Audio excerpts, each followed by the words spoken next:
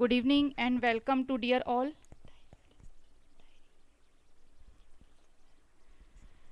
आशा है आप सभी मेरे साथ रोज़ की तरह जुड़ चुके होंगे और जो जुड़ने का प्रयास कर रहे होंगे वो जल्दी जुड़ जाइए और अपना अटेंडेंस शो कर दीजिए कि आप मेरे साथ जुड़ चुके हैं।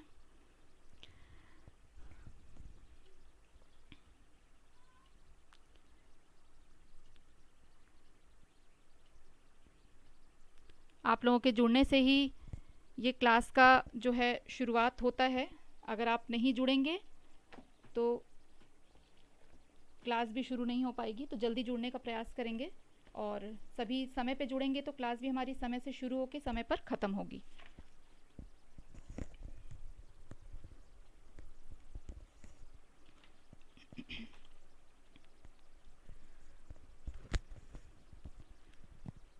सो very good evening and welcome to all. मैं सोनाली, आपकी ईवीएस टीचर, रोज़ की तरह आपके सामने हाजिर हो चुकी हूँ और हमारी जो टाइमिंग है क्लास की 6 to 7 शुरू हो चुकी।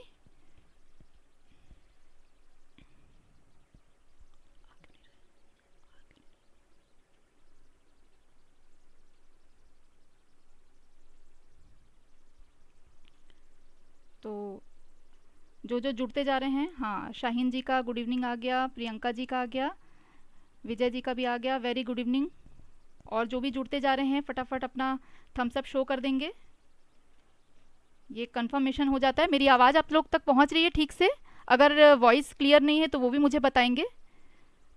Actually weather condition is not good, बाहर बहुत कभी भी बहुत तेज़ बारिश हो सकती है, बहुत ही ख़राब वेदर चल रहा है यहाँ पे और काफ़ी समय से दिक्कत आ रही है वेदर के कारण, तो इश्यूज़ रहते ही हैं, आप समझ सकते हैं। काफ़ी हैवी रेन एक्चुअली कभी कभी यहाँ पे बहुत ज़्यादा रेन हो जा रही है बीच बीच में, जिसके कारण से थोड़ा इशू रहता है। ओके, वॉइस इज़ ओके, ठीक है। तो देखिए, फिलअप फॉर्म जो हमारा एजुकेशनल वेबसाइट है, इसके साथ आप जुड़ जाएंगे तो आपको बहुत सारे बेनिफिट्स हैं और एक से ज़्यादा बेनिफिट्स आपको यहाँ मिलते हैं। और सबसे अच्छी बात है कि मतलब जो आपकी क्लासेस हैं वो फ्री ऑफ कॉस्ट हैं, घर बैठ के आपको मिलता है। और जो लाइव क्लासेस हैं उनका सबसे बड़ा फ़ायदा ये होता है कि आप अगर कोई क्वेश्चन पूछते हैं तो आपको तुरंत आंसर मिल जाता है। ऐसा नहीं कि आपको फिर वेट करना पड़ेगा कि हमने आज क्वेश्चन किया तो 2 दिन बाद या 3 दिन बाद हमको आंसर मिल रहा है, आपको सेम डे पे आंसर भी मिल जाता है। जिससे क्या होता है कि आपके लिए बहुत ईजी हो जाता है कि हाँ, ये फटाफट हमारा जो भी था क्वेरी हमने पूछ लिया रिलेटेड टू योर टॉपिक्स, जो भी डाउट हैं वो आप क्लियर कर सकते हैं। और मैं चाहूँगी कि अब आप लोग तो काफ़ी दिन से अटेंड कर रहे हैं क्लासेस, तो थोड़े आप सजेशंस भी देना शुरू करिए कि आप इसमें और क्या क्लासेस में चाहते हैं अपने स्टडीज़ के लिए। आपको क्या लग रहा है कि क्या कमी रहती है हमारी क्लासेस में जो हम ऐड कर सकते हैं, जो आपको फ़ायदा दे सकती है, या कुछ मिसिंग है तो वो आप ज़रूर बताइए। देखिए, आपका फीडबैक हमें इसीलिए ज़रूरी है क्योंकि आप स्टूडेंट्स हैं, आपकी नीड को देखते हुए हमने क्लासेस बनाई हैं। बट अगर हम आपकी नीड तक नहीं पहुंच पा रहे हैं तो हमारी क्लासेस बेकार हैं। तो आप अपनी जो नीड्स है वो हमसे शेयर करिए कि हमें इस चीज़ पे और क्लासेस चाहिए, ये टॉपिक हमारा क्लियर नहीं है, तो उस पे हम आगे और क्लासेस करेंगे। बहुत सारी टॉपिक्स अभी हैं, कुछ इम्पॉर्टेंट मैंने करा दिए हैं, कुछ इम्पॉर्टेंट अभी बाकी हैं। एक दिन मैं सोच रही हूँ कि अभी फिर जैसे ही हमारा टॉपिक कंप्लीट हो जाएगा तो फिर हम कुछ 2 दिन 3 दिन एमसीक्यूज़ करेंगे, जिससे आप लोगों का जो एक डाउट है वो और फिर क्लियर हो जाएगा। जो हमारे टॉपिक्स अभी कंप्लीट होंगे इनसे रिलेटेड फिर मैं एमसीक्यूज़ कराऊंगी, तो ये आप लोगों के लिए बहुत अच्छा होगा। और अवनी जी हमारे साथ जुड़ गई हैं और आप लोगों को बता दूं कि जो अवनी जी हैं वो हमारी सबसे लिटिल मेंबर हैं इस ग्रुप की, जो अभी क्लास 6th में है आई थिंक, और वो अपनी ओलंपियाड की तैयारी कर रही हैं हमारे साथ। जो मुझे सुन के इतना अच्छा लगा, इनकी मदर ने मुझे बताया था कि मेरी बेटी जो है वो ओलंपियाड की तैयारी कर रही है और रेगुलर अटेंड करती है क्लासेस। तो बहुत अच्छा लगता है जब बच्चे इस तरह से हमारे साथ जुड़ते हैं। और बहुत बहुत स्वागत है अवनी जी आपका, एंड वेरी गुड इवनिंग। तो हमारी सबसे जो स्मॉल मेंबर है, लिटिल मेंबर है, उसके लिए एक क्लैपिंग आप लोग अपने अपने घर में कर लीजिए कि एक सबसे छोटी नन्ही परी भी हमारे साथ जुड़ी हुई हैं हमारे ग्रुप में। तो आप रेगुलर अटेंड करिए और अपना नॉलेज बढ़ाते रहिए। देखिए, नॉलेज के लिए तो ऐसा है कि उम्र कोई मायने नहीं रखती, आप जब तक चाहे नॉलेज अटेंड कर सकते हैं, कहाँ जहाँ से भी आपको मिल जाए वहाँ से आपको नॉलेज ले लेनी चाहिए। तो फिलअप फॉर्म में जो हमारी एजुकेशनल वेबसाइट है, इसमें देखिए कि हमको जो गवर्नमेंट जॉब से रिलेटेड जिस भी तरह की क्वेरीज होती हैं वो यहाँ फुलफिल आपकी हो जाएगी। आपको सब पता चल जाएगा कहाँ कहाँ पे रिक्वायरमेंट्स हैं, पोस्ट कहाँ कहाँ खाली हैं, और वो वैकेंसीज़ पे आप अप्लाई कर सकते हैं। एग्ज़ाम उसके हिसाब से जो हैं उनके डेट्स कब हैं, क्या स्केड्यूल है, आपको सारा कुछ पता चल जाता है अगर आप जुड़ते हैं तो। अगर आप नहीं जुड़ेंगे तो कुछ आपको पता नहीं चलेगा। तो ये यहाँ पे आपको फ्री जो क्लासेस हैं, कंप्यूटर की भी बेसिक क्लासेस मिल जाती हैं। हमारी सीटेट की क्लासेस चल ही रही हैं और वेरी गुड, सबने तालियां भी बजा दी देखिए अवनी जी आपके लिए।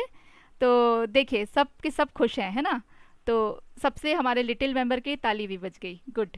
तो आगे बढ़ते हैं और हमारे सीटेट के जो आपके टीचर्स हैं, हमारे जो टीम मेंबर्स हैं, उनके बारे में एक बार मैं बता दूं आप लोगों को। जो हमारे साथ न्यू स्टूडेंट्स जुड़ते हैं एवरीडे, उनके लिए ये जानना ज़रूरी है कि मॉर्निंग से हमारी क्लासेस चालू हो जाती हैं वर्षा मैडम के साथ सोशल स्टडीज़ की 9 o'clock, चंद्रशेखर सर के साथ मैथ्स की क्लास 10 AM पे, सुखवंती मैम के साथ इंग्लिश की क्लास 1 PM पे, CTP लेती हैं रितु मैडम 3 PM पे, आरती मैडम लेती हैं 10 PM पे हिंदी की क्लासेस, और मैं सोनाली आपकी EVS टीचर 6 से 7 आप लोगों के साथ रोज़ क्लासेस में रहती हूँ, ठीक है।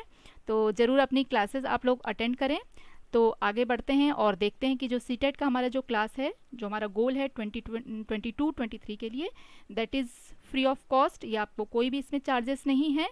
और हम आ जाते हैं अपने टॉपिक पे। देखिए कल जो हमारा टॉपिक था उसमें हमने कुछ घरों के बारे में, कुछ टाइप्स जो होते हैं घरों के, उनके बारे में हमने पढ़ा था। क्यों हमारे लिए घरों की ज़रूरत होती है, एक शेल्टर की ज़रूरत। हमारा टॉपिक है शेल्टर, जिसका पार्ट 1 कल हो चुका है। शेल्टर हमारे लिए क्यों ज़रूरी है ये हमने कल जाना। हम इंसान हैं, हमारे लिए भी ज़रूरी है, एनिमल्स के लिए भी ज़रूरी है। तो ये जितने भी लिविंग बींग्स हैं सबके लिए शेल्टर मतलब रहने का स्थान बहुत ही ज़रूरी है, इम्पॉर्टेंट है कि वो उसमें रहे। वहाँ पे वो रेस्ट करता है, अपना वहाँ खाना पीना, पढ़ाई करना, सारे काम, जो एक प्राइवेट उसको एरिया जो है वो घर के रूप में मिलता है, जो हर किसी व्यक्ति के लिए बहुत ज़रूरी है, हर किसी इंसान के लिए इम्पॉर्टेंट चीज़ है। तो हमने 4 तरह के घर के बारे में कल पढ़ा था। तो आज हम 5वें जो टाइप है घर के, 5वें तरह के घर के बारे में पढ़ेंगे, दैट इज़ हाउस बोट। तो देखिए हाउस बोट जो है ये घर की शक्ल में एक बोट मतलब रहता है, बोट की शक्ल में एक घर है। एक्चुअली ये बोट की शक्ल होती है और इस पे एक घर होता है, तो हाउस बोट है ये। तो house boat are made up of wood and are present in water. ये लकड़ियों के बने होते हैं और प्रेजेंट होते हैं, मतलब स्थित होते हैं कहाँ, पानी में, वाटर पे। Their houses can be up to 80 feet long and 8 to 9 feet wide होते हैं। मतलब इनकी जो चौड़ाई होती है ये कैसी होती है, वाइड, ये एक एक रूम की जो इनकी होती है 8 से 9 फीट तक ये बड़े बड़े रूम्स होते हैं, और 80 feet टोटल ये होता है, मतलब पूरे घेरे में अगर देखा जाए तो काफ़ी बड़े जगह पे ये होता है। These houses are house boat have beautiful wooden carving on it. इन पे बहुत सुंदर वुडन कार्विंग होती है, मतलब लकड़ियों पे नक्काशी इस पे की जाती है। इसको कहा जाता है खातम बंद। ये जो लकड़ी पे जो नक्काशी होती है इसको कहा जाता है खातम बंद। इसका स्पेशल नाम है, देखिए ये भी आप अंडरलाइन करके रख सकते हैं, लिख के रख सकते हैं कि जो ये कार्विंग होती है इसका नाम क्या होता है। और ये जो कार्विंग है ये कश्मीर में होती है, ये भी ध्यान रखिएगा। वैसे जो हाउस बोट का चलन है ये कश्मीर के अलावा केरला में भी देखा जाता है। तो ये जो पिक्चर्स आप अभी देख रहे हैं, 2 पिक्चर्स आपको मैं यहाँ शो मैंने किया है। एक आपको सबसे पहला जो पिक्चर आप ऊपर दिखाई दे रहा है, ये आप देख सकते हैं कि हाउस बोट है अपनी जगह पे और चारों ओर पूरा बर्फ़ दिखाई दे रहा है। तो ये लग रहा है कि बर्फ़ के ऊपर बना हुआ है, बट ये एक्चुअल में पानी के ऊपर ही बना हुआ है। लेकिन जब बहुत ज़्यादा ठंड जम्मू कश्मीर वगैरह एरिया में पड़ जाती है तो पानी की ऊपरी जो सतह होती है, ऊपर की जो लेयर होती है, अपर लेयर जो होती है, वो क्या हो जाती है, पूरी बर्फ़ से ढक जाती है। तो वो देखने में कुछ इस तरह का दिखाई देता है। इसको देखने के लिए भी टूरिस्ट ऐसे समय पे जाते हैं जब यहाँ पे रेन फॉल ना होके यहाँ पे जो है बर्फ़ गिरती है, ऐसे टाइम पे ये लोग जाते हैं, स्नोफॉल होता है जब। तो इस टाइम पे जाने और स्नोफॉल देखने का एक अलग मज़ा है, क्योंकि हम लोग नॉर्मली ऐसे जगह पे रहते हैं जहाँ पे स्नोफॉल दूर दूर तक हमें कहीं दिखाई नहीं दे। यहाँ तो बारिश हो जाए, कई एरियाज़ ऐसे हैं जहाँ बारिश ही हो जाए तो बहुत बड़ी बात है। हमारा जो एरिया है यहाँ बहुत बारिश होती है, तो मैं तो देख रही हूँ कि यहाँ काफ़ी बारिश हो रही है और अभी तक चल रही है बारिश। लेकिन कई ऐसे एरियाज़ भी हैं इंडिया में जहाँ बादल आते हैं और घूम करके वापस चले जाते हैं। जैसा कल ही हम बात कर रहे थे कि दिल्ली में हमारा एक कोई हमारी मेंबर हैं, वो दिल्ली से हैं, उन्होंने बताया कि यहाँ बारिश नहीं हो रही है। तो यस, बारिश नहीं होती है दिल्ली में, बहुत कम बारिश होती है, और जब थोड़ी मोड़ी हो भी जाती है तो पूरे रोड्स भर जाते हैं, ये कंडीशन हो जाती है। तो वहाँ काफ़ी कम होती है बारिश, क्योंकि जो पेड़ पौधे हैं उनकी कंडीशन वहाँ पे, एनवायरनमेंट जो है उस तरह का नहीं है। तो बहुत ज़्यादा लोगों का वहाँ पे बसाहट जो है लोगों की बहुत ज़्यादा है, बड़े बड़े फ्लैट्स, बिल्डिंग्स और कार्स, ये सब चीज़ों के कारण वहाँ पे एक डिसबैलेंस सा है एनवायरनमेंट, जिस कारण से वहाँ के कई एरियाज़ ऐसे हैं जो बिल्कुल सूखे पड़े रहते हैं। लेकिन जो कश्मीर है उसको इंडिया का स्वर्ग कहा जाता है, और यहाँ का जो दृश्य है वो देखने में तभी अच्छा लगता है जब यहाँ पे स्नोफॉल होता है।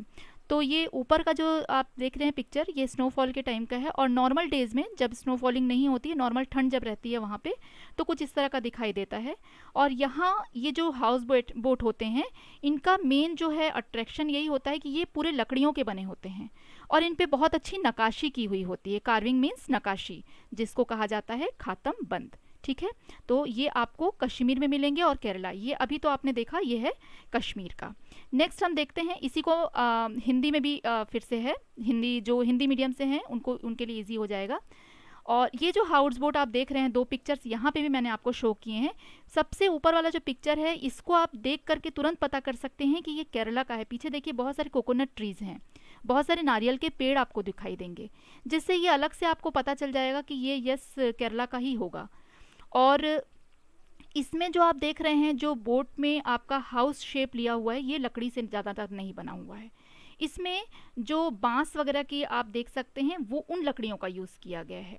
तो बांस का ही वहाँ पे ज़्यादा है, इस टाइप की चीज़ें यूज़ की जाती है, क्योंकि वहाँ पे जो है सॉलिड वुड जो है वो कम, और ये बांस वगैरह टाइप की जो वुड रहती है ये ज़्यादा मिलती है। तो ये भी लकड़ी से ही बनी है, बांस की लकड़ियों से ही बनी हुई है, और इनमें नक्काशी नहीं मिलेगी आपको। ये अंतर होगा, देखिए कभी अंतर भी आपको हो सकता है बताने के लिए आ जाए, तो इसमें आप सीधे सीधे अंतर कर सकते हैं कि जो कश्मीर के जो हैं हाउस बोट्स, उनमें नक्काशी की हो गई होगी, जिसको खातमबंद कहा जाता है, वो लकड़ियों पे होती है, सॉलिड वुड रहेगा। और यहाँ पे आप देख सकते हैं कि ये बांस के बने हुए हैं। तो इसमें एक देखने में आपको दोनों जगह अंतर पता चल जाएगा। हाउस बोट लकड़ी से बनी होती है और पानी में मौजूद होती है। ये घर 80 फीट तक लंबे होते हैं, मतलब पूरी जो इनकी लेंथ होती है पूरा मिला के वो 80 फीट तक होती है, और 8 से 9 फीट तक ये क्या हो सकते हैं, चौड़े हो सकते हैं। क्योंकि देखिए ये नाव पे है, तो नाव पे लंबाई ज़्यादा होगी और चौड़ाई कम होगी। ये आप समझ सकते हैं कि नाव जो है चौड़ाई में कम होता है और लंबे में ज़्यादा, इसलिए ये 80 फीट तक लंबाई में दिखाई देंगे आपको, और 8 से 9 फीट तक ये चौड़े हो सकते हैं। इन हाउस बोट पर लकड़ी की सुंदर नक्काशी की गई है, और इन नक्काशियों को खातमबंद नाम से जाना जाता है। ये हाउस बोट कश्मीर और केरल में पाई जाती हैं। कश्मीर का हमने देख लिया, और अब हम देख रहे हैं केरला का।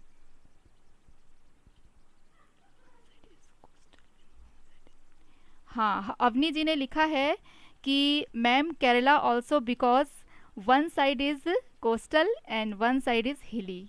हाँ, कई जगह है वहाँ पे, थोड़ा हिली जगह भी वहाँ देखने को मिलती है, पर कोस्टल एरिया वहाँ पे ज़्यादा आपको देखने मिलेगा, और हैं वहाँ भी छोटे छोटे पहाड़ हैं आपको देखने मिलेंगे। यस, वेरी गुड अवनी, आप बड़ा ध्यान दे रहे हो, बहुत अच्छी बात है बेटा, आप पढ़ाई पे बहुत ध्यान दीजिए और आगे आपका रिजल्ट बहुत अच्छा हो, ईश्वर से यही प्रार्थना है। तो ये आप लोग अंतर इस तरह से कर सकते हैं। तो आपको अगर क्वेश्चन पूछा जाएगा, नक्काशी का नाम जो हाउस बोट पे की जाती है उसका नाम है खातमबंद, और कश्मीर और केरला में दोनों हाउस बोट जो होते हैं उनमें अंतर आप कैसे कर सकते हैं, कश्मीर के सॉलिड वुड से आपके बने होंगे, और केरला में जो है मोस्टली बांस का यूज़ किया गया होगा, और दोनों ही जगह ये काफ़ी प्रचलन में हैं, काफ़ी यूज़ किए जाते हैं। आगे बढ़ते हैं। डोंगा, डोंगा आर हाउस इन वाटर। ठीक है, ये भी देखिए नाव पे ही बना हुआ है, डोंगा जिसको कहा जाता है। House is present on the boat with different rooms. यहाँ पे भी बोट पे ही ये होता है और इसमें डिफरेंट रूम्स होते हैं। It can be seen in Dal lake Kashmir, ये भी कश्मीर में होता है, बट स्पेशली अगर पूछा जाए क्वेश्चन में कि डल लेक में कौन सा पाया जाता है तो वो है डोंगा। इसका साइज़ आप देखेंगे कि उससे जो हमने हाउस बोट देखा था उससे कंपैरेटिवली थोड़ा सा छोटा है ये, ठीक है।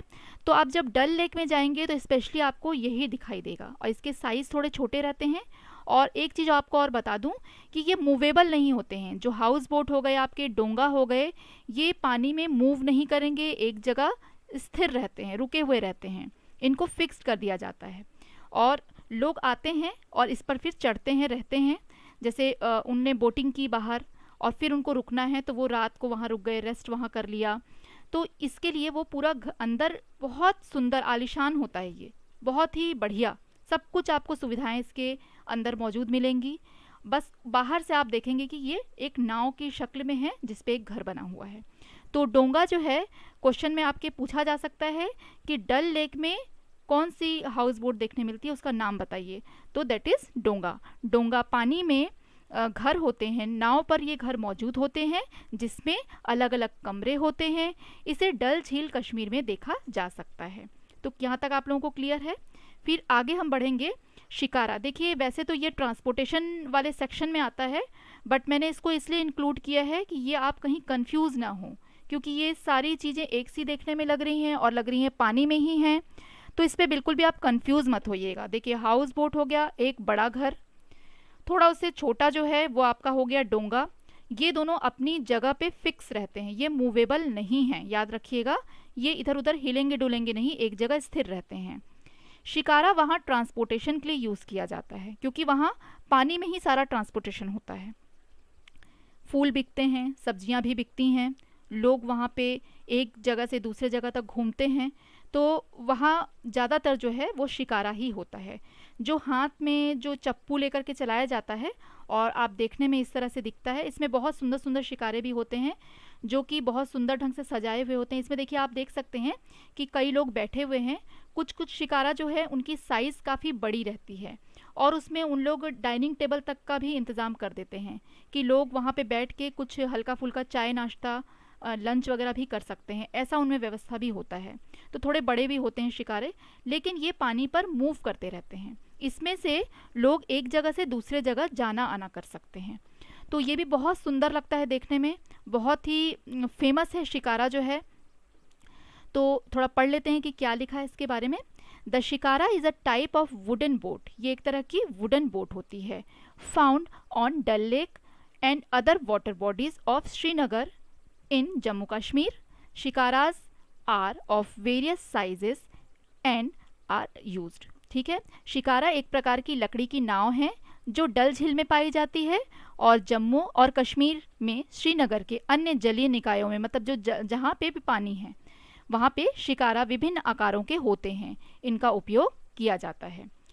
तो ये ट्रांसपोर्टेशन के लिए आपका यूज़ होगा, इसको आपको ध्यान देना है। ये मूव कर सकता है और इनमें अंतर इस तरह से आप कर सकते हैं। एक बार मैं आप लोगों को और रिवाइज करा देती हूँ, इसको ध्यान से देख लीजिए। इसमें से क्वेश्चंस आते हैं, आपको हो सकता है कि नाम दे दिया जाए तो आपको बताना होगा कि ये कहाँ पे है, कौन कौन से एरिया में। अब शिकारा जो है इसमें केरला का जिक्र नहीं किया गया है, ये भी आप बड़े ध्यान से देखिएगा। हाउस बोट के लिए कश्मीर और केरला दोनों स्टेट्स के बारे में बताया गया कि ये दोनों स्टेट्स में पाया जाता है। मैंने कुछ डिफरेंसेस आपको बता दी हैं जिससे कि आप पहचान कर पाएंगे। डोंगा सिर्फ आपको बताया गया है डल लेक में पाया जाता है, और शिकारा जो है आपका डल झील और कश्मीर जो एरिया है जम्मू कश्मीर का, वहाँ जहाँ जहाँ पे भी पानी है वहाँ इनको आप देख सकते हैं। इसमें लोग जो हैं कई सारे रोज़मर्रा के काम भी करते हैं, जैसे कि सब्जियां वगैरह इधर से उधर पहुंचाना, तो वो काम भी करते हैं। उसके बाद वहाँ के सुंदर सुंदर फूल पाए जाते हैं जिसको कि वहाँ जो टूरिस्ट आते हैं वो लोग ख़रीदते हैं। जो टूरिस्ट आते हैं वो तरह तरह के फूल खरीदते हैं, तो उनको भी वो क्या करते हैं, उसमें ले जा कर के बेचने खरीदने का काम करते हैं। तो इतनी सुंदर जगह होती है वहाँ पे, अगर हम जाएंगे तो उसको सच में स्वर्ग ही कहा जाएगा। तो इंडिया का स्वर्ग तो कश्मीर ही है। बस ये है कि कुछ असामाजिक तत्व जो हैं हमारे उस एरिया को ख़राब करते रहते हैं हमेशा, और एक स्वर्ग को ख़राब करने की कोशिश की जाती है, जो सचमुच बहुत दुखद है और काफ़ी ख़राब लगता है।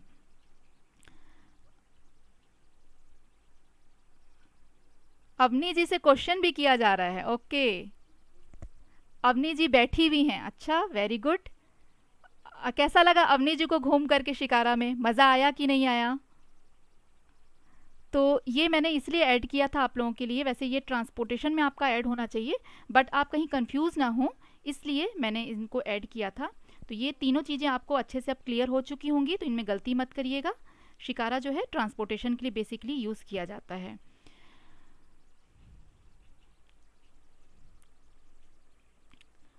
अवनी जी जो हैं वो यूपी से हैं, वेरी गुड अवनी जी, अच्छे से पढ़ाई करिए।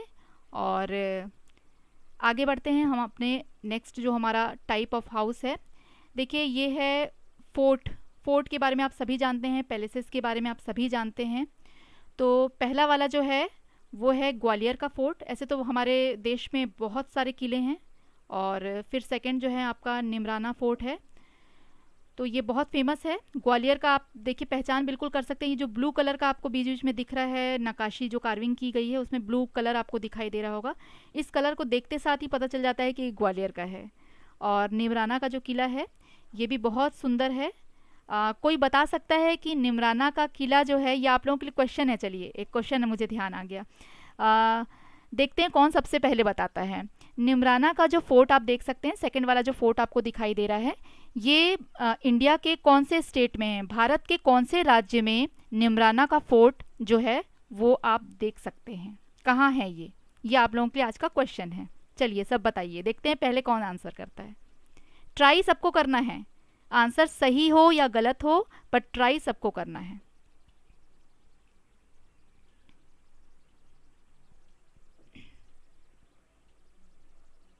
ओके अवनी जी, आप बहुत छोटे थे उस टाइम पे, ठीक है, दोबारा जाइए, अब तो आप बड़े हो गए हैं, थोड़ी ज़िद करिए मम्मी पापा से और फिर दोबारा जाइए घूमने, और फिर देखिए कितना फ़न होता है।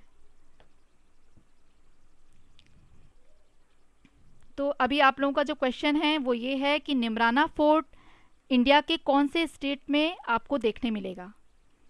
देखते हैं कौन पहले आंसर करता है।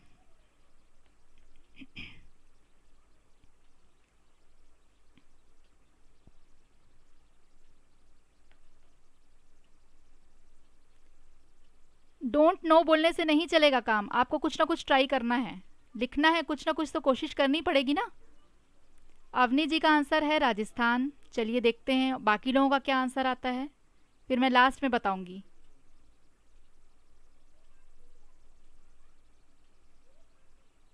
एक छोटी सी चीज़ बता रही हूँ अवनी जी, राजस्थान का आर कैपिटल होगा, ठीक है ये। हाँ, शाहीन जी ने बिल्कुल करेक्ट लिखा है, आर कैपिटल है। अवनी जी आर कैपिटल होगा इसमें, क्योंकि ये प्रॉपर नाउन है ना, इसलिए। तो नाउन में first letter always capital letter होगा, ठीक है। दो लोगों का आंसर आया है, बाकी लोगों का आंसर क्यों नहीं आ रहा है, क्यों आप लोग आंसर नहीं कर रहे हैं? ज़रूर आंसर करिए, ट्राई तो करिए।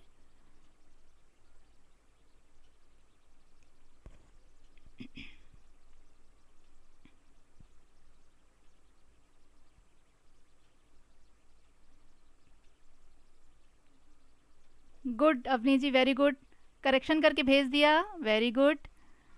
और अभी तक सिर्फ दो लोगों का आंसर आया है। और चलिए ज़्यादा समय नहीं लेते हुए आगे बढ़ते हैं। तो ये जो है आप दोनों का आंसर बिल्कुल सही है, ये राजस्थान में ही दिखेगा आपको। निमराना फोर्ट बहुत फेमस फोर्ट है ये, और बहुत बड़ा है साइज़ में। तो आप सभी लोगों को मैं बता दूं कि जो पहले के राजा महाराजा हुआ करते थे, वो जहाँ भी अपनी राजधानी बनाते थे, वहाँ सबसे पहले वो एक फोर्ट इसलिए बनाते थे ताकि उनके राज्य की सुरक्षा हो सके। तो पैलेस जहाँ वो बनाएंगे, उस पैलेस को चारों ओर से वो एक बाउंड्री घिरवाते थे, ताकि वो फोर्ट जो है वो बिल्कुल सुरक्षित रहे। सेंटर पे वो फोर्ट रहता है और किनारे उसकी किलाबंदी होती है, मतलब किला फोर्ट बनाया जाता है, किला बनाया जाता है, ताकि राजमहल में जो रहने वाले लोग हैं, हाँ राजस्थान के अलवर में है, यस राजस्थान के अलवर में है, बिल्कुल सही, अलवर में ही है ये राजस्थान के। और जो राजा महाराजा थे वो अपने फोर्ट को बिल्कुल प्रोटेक्टेड रखने के लिए चारों ओर से एक किलाबंदी करवाते थे। तो अलग अलग तरह की उनकी स्ट्रेटेजीज रहती थी। किले में अक्सर आप देखेंगे कि बहुत छोटे छोटे से आपको खिड़कियां दिखाई देंगी, कहीं कहीं तो बिल्कुल छोटे छोटे होल्स होते थे कि वहाँ से सिर्फ वो अपने जो तोप हैं उनको सिर्फ निकाल करके तोप दाग सकें। और हमेशा ये कैसे होते हैं, ऊंचे होते हैं, काफ़ी ऊंची जगह पे होंगे। ऊंची जगह पे बनाने का इनका जो रीज़न होता है, ये इसलिए बनाते हैं कि ऊपर से आप जब नीचे देखते हैं तो आप बहुत बड़े एरिया को देख सकते हैं। तो फोर्ट ऐसी जगह पे होना चाहिए जो थोड़ी सी ऊंचाई पर हो। तो ज़्यादातर आप फोर्ट देखेंगे कि वो बहुत ऊंचाई पर होता है, और वहाँ से वो छोटे छोटे जो उनके होल्स बने हुए रहते हैं, छोटे छोटे जो विंडोज़ बने रहते हैं, वहाँ से वो देखते हैं कि कहाँ कहाँ से हमारे जो एनिमीज़ हैं वो हमारे ऊपर हमला कर सकते हैं, हमारे जो शत्रु हैं वो हमारे ऊपर हमला कर सकते हैं। तो इसके लिए वो क्या करते थे, चारों ओर अपने एक घेराबंदी करते थे। तो जहाँ भी आप राजमहल देखेंगे वहाँ चारों ओर किलाबंदी ज़रूर आपको देखने को मिलेगी।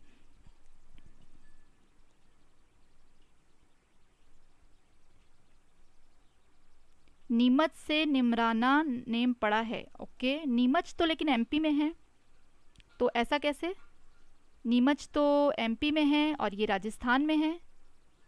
चलिए इसको भी खोजबीन किया जाएगा, है ना, कि ऐसा कैसे नीमच से निमराना नाम पड़ा। ओके ठीक है, गुड। तो ये ग्वालियर फोर्ट जो है और निमराना फोर्ट है, दोनों देखिए, आप अगर देखेंगे तो दोनों में आपको काफ़ी डिफरेंसेस दिखाई देंगे। तो इसका जो कलर है वो थोड़ा सा ब्राउनिश है और ये थोड़ा सा आपका वाइट और ब्लैक इस तरह से मिक्स है। तो ग्वालियर जो है वो एमपी में है, और वहाँ जिस तरह के पत्थर मिल रहे हैं, मैंने आप लोगों को बताया था कि जो भी आप अपना घर बनाते हैं वो इस तरह का होगा। वहाँ पे जिस चीज़ की आपको उपलब्धि हो रही है, सामान की जो चीज़ आपको अवेलेबल है, उन सामानों से ही वहाँ पे घर, महल, किले जो भी हैं वो बनाए जाएंगे। तो ये कलर जो है आपको बिल्कुल डिफरेंट इसलिए दिखाई दे रहा है कि वहाँ के जो पत्थर हैं कुछ इस कलर के हुए हैं, जो आपको रेडिश और ब्राउनिश से दिखाई दे रहे हैं। और यहाँ आपको दिखाई देगा कि थोड़ा सा सफ़ेद भी है, थोड़ा सा काला काला सा भी हो गया है। ये जो राजस्थान के कई सारे फोर्ट हैं, ये चूना बहुत यूज़ करते थे। चूना यूज़ करने का मैंने आप लोगों को कल भी रीज़न बताया था कि ये जब चूना यूज़ कर लिया जाता है तो ये काफ़ी मजबूत हो जाता है, बहुत ही पक्का हो जाता है जिस भी इमारत में ये डाल दिया जाता है। तो ये कई कई सालों, 300 400 500 सालों से ये इमारतें वैसे ही हैं, ख़राब नहीं हो रही हैं। आजकल के घर तो 50 साल में पुराने हो जाते हैं और उनकी ईंट ढहने लगती है, कई जगह ये हालत होती है। लेकिन ये कई 100 सालों से जो हैं इसी तरह बिल्कुल खड़े हुए हैं। तो सोचिए इनको जो बनाने वाले लोग होंगे, जो आर्किटेक्ट होंगे, वो किस दर्जे के आर्किटेक्ट होंगे।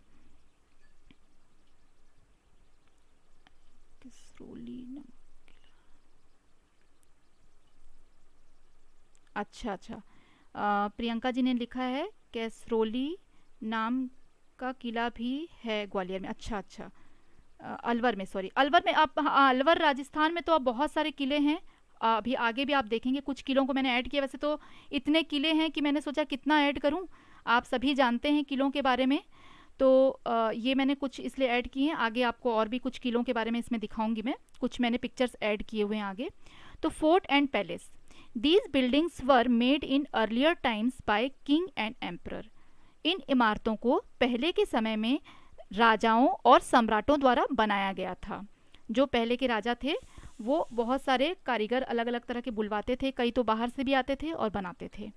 These buildings were very big and have large number of room. ये इमारतें बहुत बड़ी थी और इनमें बड़ी संख्या में कमरे थे, क्योंकि राजमहल में बहुत सारे लोग, राजकीय जो लोग हैं वो तो हैं ही हैं, राजा के जो सगे संबंधी वो तो रहेंगे ही, नौकर चाकर भी वहीं रहते थे, वो कहाँ जाएंगे, वो भी वहीं रहते थे।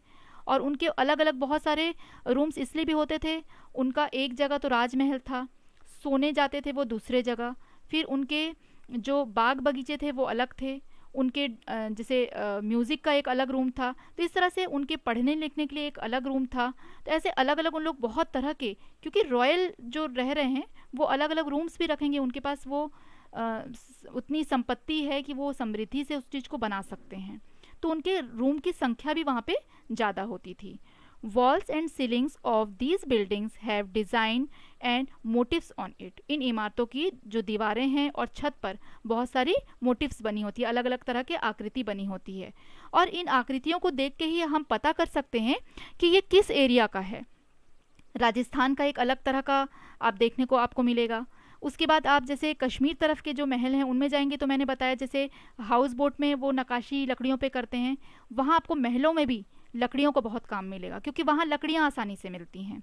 और राजस्थान का जो एरिया है यहाँ पत्थर मिलते हैं, तो पत्थर उस तरह के यहाँ पे यूज़ किए जाते हैं, एक से एक नक्काशी की जाती है।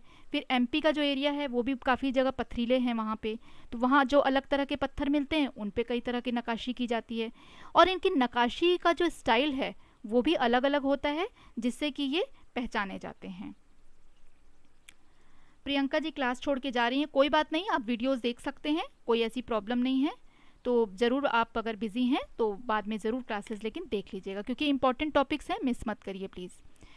तो ये हमने देखा कि किला और महल, तो जहाँ पे महल होंगे वहाँ किले से घेरेबंदी ज़रूर होगी। ये प्रोटेक्शन के लिए किया जाता था ताकि महल में जो रहने वाले लोग हैं वो सुरक्षित रह सकें। आगे बढ़ते हैं हम। यहाँ पे पैलेस ऑफ इंडिया जो है, ये सबसे पहला वाला जो पिक्चर आप देख सकते हैं उसको आपको बताना है कि ये कौन सा किला है, इसका नाम बताना है, और ये कौन से स्टेट में है ये आपको बताना है। पहला वाला जो आपको दिखाई दे रहा है ये आपको नाम बताना है इस किले का या महल जो भी आप कहेंगे। वैसे तो ये पैलेस, सॉरी किला नहीं पैलेस है, ये पैलेस का आपको नाम बताना है, ये महल का आपको नाम बताना है, और ये कौन से स्टेट में है ये आपको बताना है।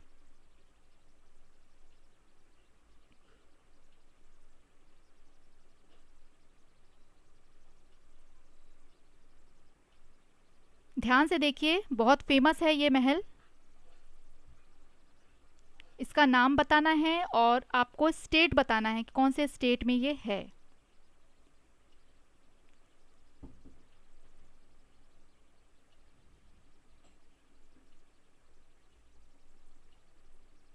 किसी का भी आंसर अभी तक नहीं आया?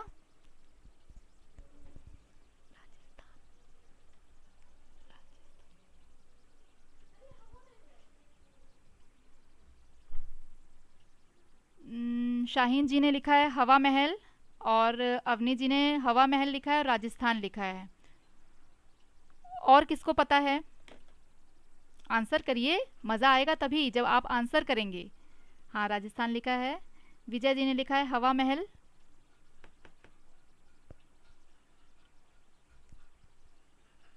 और इन राजस्थान, हाँ। और कौन लिखेगा भाई, किसको आंसर पता है?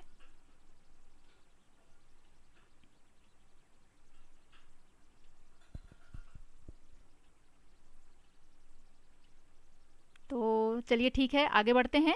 और ये राइट आंसर है आप सभी का, ये है हवा महल राजस्थान, और जयपुर में ये है, राजस्थान में जयपुर है वहाँ पे ये है, और पिंक सिटी जिसको कहा जाता है। तो ये हवा महल जो है ये बनाने का भी एक रीज़न था कि जो राजस्थान के जितने भी एरिया हैं वो बहुत ज़्यादा मतलब गर्मी रहती है वहाँ पे, और इसका नाम आप सुन रहे हैं तो हवा महल रखा गया है। तो ये सामने जो है ये महल को बनाया गया है, पीछे और रहने की भी जगह है। तो जब इससे हवा छन करके महल तक पहुंचती है, अंदर जो महल बने हुए हैं रहने के लिए, तो जब इनमें से हवाएं छन करके अंदर जाती है, देखिए बहुत छोटे छोटे इसमें छोटी छोटी खिड़कियां बनी हैं, बारीक बारीक खिड़कियां हैं। इनमें से जब हवा छन कर अंदर जाती है तो वो काफ़ी हद तक टेम्परेचर को कम कर देती है। तो जो अंदर महल जो बने हैं उनमें काफ़ी ठंडी हवा पहुंचती है, एकदम जो गर्म हवा जब चलती है तो एक लू के थपेड़े से पड़ते हैं वो नहीं आते हैं, बल्कि ये क्या करता है जो महल में रहने वाले लोग हैं उनको ठंडी हवा देता है। इसलिए इसका नाम है हवा महल, क्योंकि ये हवा को क्या कर देता है, मतलब 5-6 डिग्री शायद इसमें अंतर हो जाता है जो टेम्परेचर है, और हवा जो है ठंडी होकर के इसमें से छन करके आती है और महल को ठंडा रखती है। तो ये भी बहुत सुंदर है देखने में। मुझे तो अभी तक सौभाग्य नहीं मिला है इसे देखने का, लेकिन देखते हैं इन फ्यूचर कभी मौका ज़रूर मिलेगा तो देखेंगे ज़रूर। बहुत अच्छा है, मैंने सुना है, बट मैंने भी अभी तक यहाँ देखा नहीं है इसे। और एक बगल में आप एक और देख सकते हैं ऊपर जो एक बना हुआ है जिसमें मीनारें बनी हुई हैं, मैरून रेड सी दिख रही है, ये आपको बताना है कि ये कौन सा महल है, कहाँ है ये।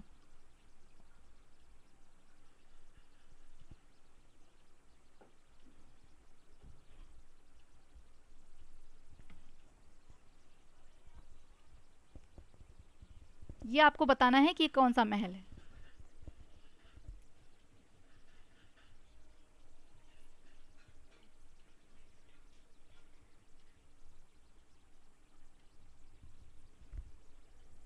देखते हैं इसका आंसर कौन करता है।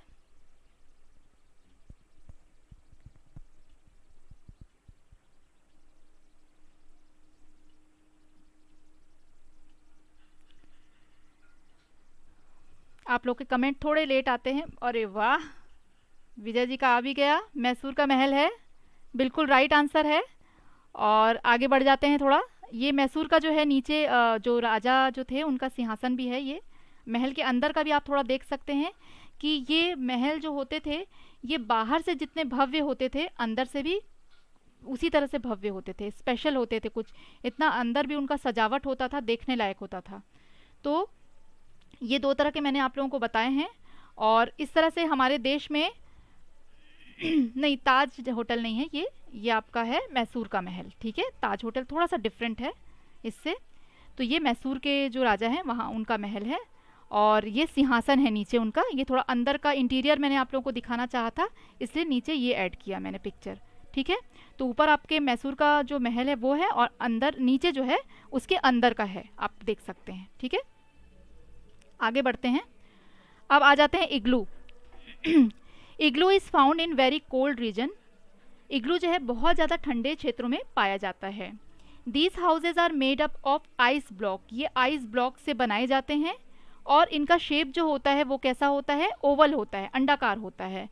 और ये जो छोटे छोटे होते हैं, इनके जो दरवाजे होते हैं ना, ये भी बहुत छोटे होते हैं। और एस्किमोज जो हैं लिव इन द इग्लू। वहाँ के जो लोग होते हैं जो इसमें रहा करते हैं, जो उतने बर्फीले क्षेत्र में रहते हैं, उनका नाम है एस्किमो। वो वहाँ के लोगों को एस्किमोज कहा जाता है।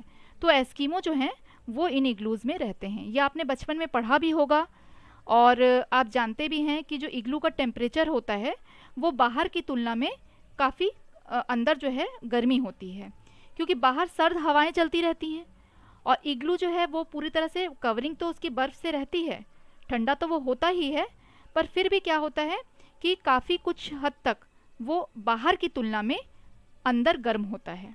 ऐसा नहीं है कि आप अंदर जाएंगे तो आपको जैकेट वैकेट सब निकाल देनी पड़ेगी, लेकिन बाहर जितनी ठंड आपको लग रही है उससे आपको थोड़ी राहत मिलेगी। अब एक क्वेश्चन आता है कि क्या आप इग्लू के अंदर आग जला सकते हैं? आग जलाएंगे तो क्या होगा, बर्फ़ पिघलने लगेगी।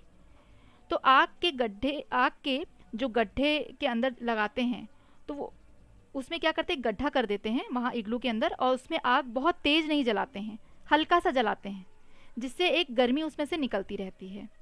और उसके कारण क्या होता है, बर्फ़ तुरंत पिघलती नहीं है, क्योंकि वहाँ तो बहुत ज़्यादा तेज़ ठंड होती है, तो बर्फ़ जमी रहती है। और अगर हल्की हल्की पिघलती भी है तो साइड साइड से घुमावदार जगह जो रहती है वहाँ से हल्की हल्की से निकलती है। और हम अंदर रहते हैं इग्लू के, तो हमारे बॉडी का भी जो एक गर्मी है उससे भी वो अंदर में क्या होता है, गर्म लगता है। जैसे कि आप देखते हैं, जब नॉर्मली हम लोग घर पे रहते हैं सर्दियों के मौसम में, हम क्या करते हैं, सारी खिड़की दरवाजे बंद कर देते हैं, और अच्छे से बंद करने के बाद हमने लाइट्स जला ली, और हम खुद घर पे हैं, हमारे जो बॉडी का जो गर्मी है वो भी निकल रही है, लाइट की कुछ गर्मी है वो निकल रही है, और हमने क्या कर दिया, खिड़की दरवाज़ों को बंद कर दिया अच्छे से। तो बाहर की जो सर्द हवाएं हैं वो अंदर नहीं आ पा रही हैं, और अंदर कैसा है, अच्छा लग रहा है मौसम। कभी कभी हमको लगता है कि अरे उतना भारी जैकेट घर के अंदर पहनने की ज़रूरत नहीं है, तो हम निकाल देते हैं, लेकिन जैसे ही हम बाहर निकलते हैं तो हमको जैकेट की ज़रूरत पड़ती है। तो यही चीज़ होता है इग्लू में, कि बाहर बहुत, अगर -40 डिग्री बाहर है तो कम से कम वो 16 to 17 डिग्री अंदर बढ़ जाता है उसका टेम्परेचर। तो ये टेम्परेचर का डिफरेंस इस तरह से होता है। ऐसा नहीं है कि वहाँ अंदर जाएंगे तो आप बिल्कुल जैकेट हटा दीजिए, नहीं, लेकिन बाहर की तुलना में वो अंदर कुछ हद तक गर्म रहता है, कुछ क्या, काफ़ी हद तक। इसके लिए छवि परिणाम, चूँकि एक इग्लू का दरवाज़ा देखिए, आप संरचना देख सकते हैं, बिल्कुल निचले भाग में होता है, और इसमें रेंगने के लिए सुरंग का कम से कम एक समकोण होता है, एक स्ट्रेट ऐसे आपको घुसना पड़ेगा।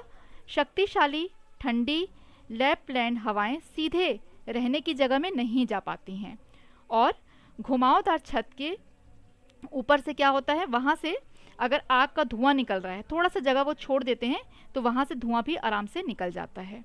सेंटर पे थोड़ी सी जगह वो छोड़ देते हैं ताकि वहाँ से अगर अंदर कुछ जला रहे हैं आग वगैरह तो उसका अगर धुआं निकलता है तो वो सेंटर से निकल के बाहर जा सकता है।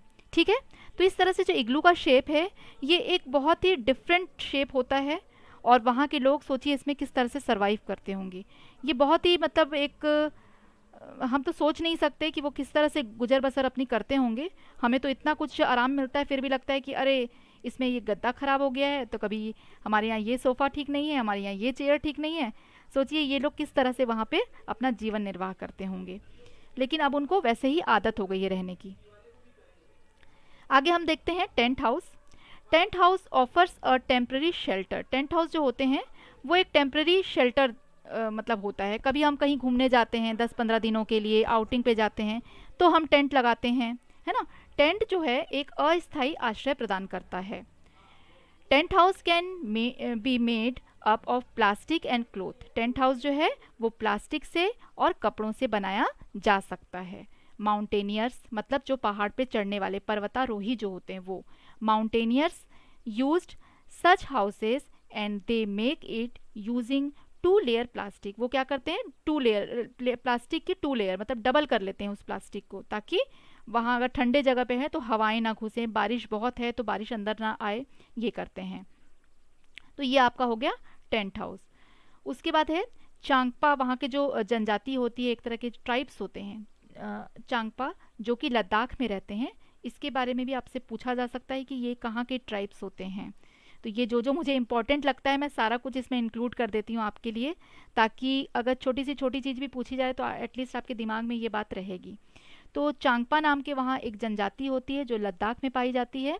वो यूज़ करते हैं याक जो मिलता है, याक के हेयर्स यूज़ करते हैं और उसको सिलते हैं। याक के जो बाल होते हैं उससे पट्टियाँ जैसा स्ट्रेप्स बुन लेते हैं और उससे क्या करते हैं, बड़े बड़े टेंट्स बनाते हैं। जो नीचे वाला पिक्चर आपको दिखाई दे रहा है वो उन याक से जो बना करके, जो याक के जो बाल होते हैं उनसे बनी हुई जो एक तंबू वो बनाते हैं, उसको कहा जाता है रेबो।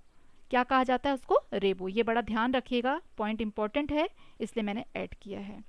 तो हो सकता है कि ये पूछे कि चांगपा जो ट्राइब्स होते हैं लद्दाख में वो किस जानवर की हेयर जो है उसको स्ट्राइप्स बुन करके और अपना टेंट बनाते हैं, तो वो याक की हेयर्स को बुन करके स्ट्रिप्स बना करके और उससे अपने टेंट को बनाते हैं। और उस टेंट का नाम क्या होता है, तो उस टेंट का नाम होता है रेबो। ठीक है। और ऊपर जो हम नॉर्मल टेंट देख रहे हैं ये तो जैसे राजा महाराजा कभी युद्ध पे जाया करते थे तो वो भी अपने लिए इस तरह के तंबू गाड़ा करते थे। इसको हिंदी में तंबू कहा जाता है और इंग्लिश में टेंट कहा जाता है।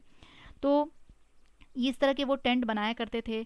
आजकल हम देखते हैं कि कई लोग ट्रैकिंग के लिए जाते हैं तो वो करते हैं 10-15 दिन के लिए वो कहीं घूमने फिरने गए तो वहाँ टेंट लगा करके। उसके बाद ये आजकल चलन में भी आ गया है कि टूरिस्ट भी ऐसे जगह पे जाते हैं, वहाँ उनको बने बनाए टेंट मिलते हैं, वहाँ पे वो अपना जितने दिन भी रहना चाहते हैं आराम से रहते हैं और फिर बाहर आग जला करके लकड़ियों में वहाँ प्रोग्राम्स वगैरह किए जाते हैं। तो वो एक एन्जॉयमेंट का आजकल तरीका भी हो गया है। और कई लोग जो हैं रिसर्च करने कभी बाहर जाते हैं तो वहाँ पे भी टेंट वगैरह लगा के वो इस तरह से रहा करते हैं। तो ये हमने देखा कि रहने के लिए लोग कितने तरह के अपने डेरे बनाते हैं। उसके बाद एक और आता है हमारा कारवां। ये गाड़ियों पर घर, मतलब किसी भी तरह का व्हीकल्स ले लेंगे, ऐसा कोई निश्चित नहीं है कि इसी व्हीकल पे ही बनेगा। तो कई तरह की गाड़ियाँ, कोई बस पे बना रहा है, कोई कार पे बना रहा है, कोई वैन पे बना रहा है। तो अलग अलग गाड़ियाँ लेते हैं, जिसके पास जो है वो उसको लेता है और बनाता है। A large vehicle that is pulled by a car, your car sleep can sleep cook etcetera. वहाँ पे वो क्या कर सकते हैं, अपना कुकिंग वगैरह भी करते हैं, सारा सामान रखते हैं और गाड़ियों में ही वो बनाते हैं इसको। इन अ कारवां व्हेन यू आर ट्रैवलिंग और ऑन हॉलीडेज़। तो अक्सर छुट्टियां बिताने भी लोग इसमें जाते हैं, घूमने फिरने का काम में भी लेते हैं, क्योंकि उसमें खाना पीना बनाने सबकी सुविधा होती है। कई जगह तो वॉशरूम वगैरह भी बना रखे हैं। तो इस तरह से भी आप लोग कारवां देख सकते हैं। तो ये भी एक टाइप ऑफ हाउस में आ जाता है जो कि मूवेबल होता है, एक जगह से दूसरे जगह तक आपका घर जो है वो घूम सकता है। तो लोग कभी कभी ट्रैवलिंग जैसे ट्रेन वगैरह में ना करके अपना एक बना लेते हैं। जो काफ़ी रिच पीपल होते हैं उन लोग भी ऐसा करते हैं, और कई ऐसे लोग भी हैं जो काफ़ी गरीब हैं, तो वो इस तरह की गाड़ियों वगैरह में पशुओं को बांध करके भी चलाते हैं और कारवां जैसा बनाते हैं। तो वो डिपेंड करता है कि किस तरह की लोकेलिटी में लोग रह रहे हैं। तो अलग अलग लोकेलिटी के लोग अलग अलग तरह से इसको बनाते हैं, और इनके बहुत सारे टाइप, अलग अलग गाड़ियों के टाइप हैं जिनमें कारवां को बनाया जाता है। A group of people and animals that travel together, पूरा कभी कभी ये ग्रुप भी होता है लोगों का जो अलग अलग बहुत सारी इस तरह की गाड़ियाँ ले लेते हैं और साथ चलते हैं, और वो साथ मिलकर सफ़र करते हैं। और इनके साथ पशुओं का दल भी होता है कई बार, और वो भी साथ साथ चलता है, जिसको कारवां भी कहा जाता है और काफिला भी कहा जाता है। जहाँ पर कभी कभी ऐसा भी देखा गया है कि एक फैमिली अपने लिए खुद ऐसे गाड़ी पे सब कुछ बना करके और अपना घूमने भी जा रही है इधर उधर, और ये ग्रुप्स में भी होता है। और कभी कभी हम देखते हैं कि वो अपने साथ ग्रुप्स में एनिमल्स को भी साथ लेकर के चल रहे हैं। तो इस तरह से हमने कई तरह के आज घर देख लिए।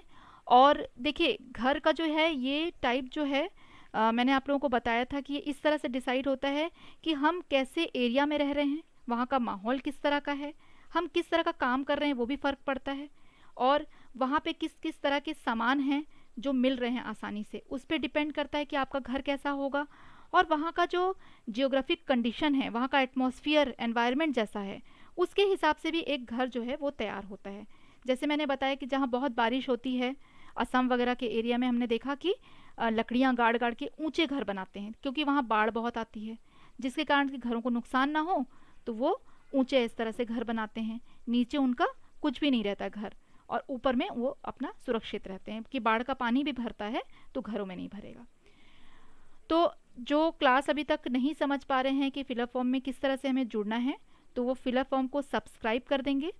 और अगर हमारी वीडियोस कुछ आपने मिस कर दी है, आप समझ नहीं पा रहे हैं कि हम कैसे देखें, ओल्ड वीडियोस हमें नहीं मिल रहे हैं, तो आप जाइए और वीडियो में क्लिक करेंगे तो आपको सारी वीडियोस जो हमारे फिलअप फॉर्म की है वो दिख जाएंगी। उसमें अलग अलग प्लेलिस्ट बनी होगी, उसमें भी आपको देखिए दिख जाएंगे। आप प्लेलिस्ट में जाइए, आपको प्लेलिस्ट में अलग से ईवीएस का 30 अबव वीडियोस आपको मिल जाएंगे जो मैंने अभी तक दी हैं आप लोगों को, वो आप उसमें चेक करिएगा। उसको मेरे शुरू से जो भी वीडियोस आए हैं वो आपको सारे वहाँ मिल जाएंगे। तो इस तरह से आप लोग इजीली इसमें जा करके और अपनी क्लास चेक कर सकते हैं। अपकमिंग क्लास भी आपको वीडियोस में जाएंगे तो आपकी जो आने वाली क्लासेस हैं वो भी उसमें शो कर देंगी। और आप सबको कैसा लग रहा है क्लास अटेंड करके ये बताइएगा, और अपने आप को बिल्कुल तैयार रखिए एग्ज़ाम के लिए कि कभी भी डेट आ सकती है और हम एग्ज़ाम के लिए रेडी रहें।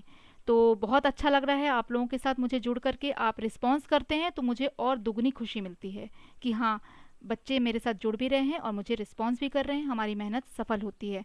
थोड़ा सा अगर आप लाइक कर देंगे तो हमें और भी अच्छा लगेगा। तो जाते जाते लाइक करना मत भूलिएगा।